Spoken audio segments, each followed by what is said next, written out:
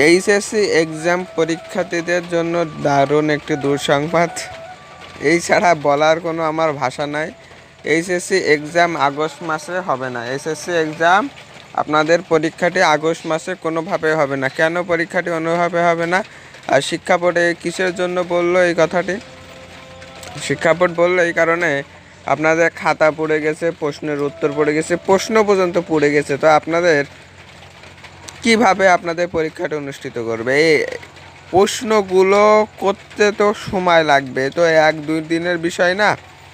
আর প্রশ্ন যখন করে, প্রশ্নের উত্তরটাও তারা একইভাবে সংরক্ষণ করে নেয়। ওই প্রশ্নের উত্তর 5 থেকে 10 দিন পরে ওইরকমভাবে করে না। প্রশ্ন যখন ধরেন এমসিকিউ প্রশ্নটি করলো, করার পরে ওই দিনে বা ওই বিষয়ে আগে এমসিকিউ সমাধানটি করবে, তারপরে অন্য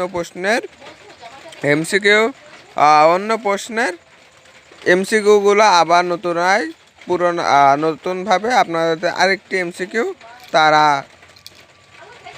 এমসিকিউটা তৈরি করবে। তো এইচএসসি এক্সাম আমি কি বলার ভাষা নেই। হয়তো বা আপনারাই অনেক দুর্ভাগা বলতেই চলে, আপনাদের মতো দুর্ভাগা বলতে কিছু নেই।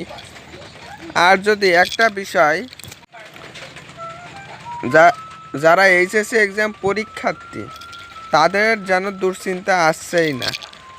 শিক্ষা বোর্ড আর একটা বিষয় তোমাদের বলে দিয়েছে যে তোমাদের অটোপাস দেওয়া হবে না কোনোভাবেই।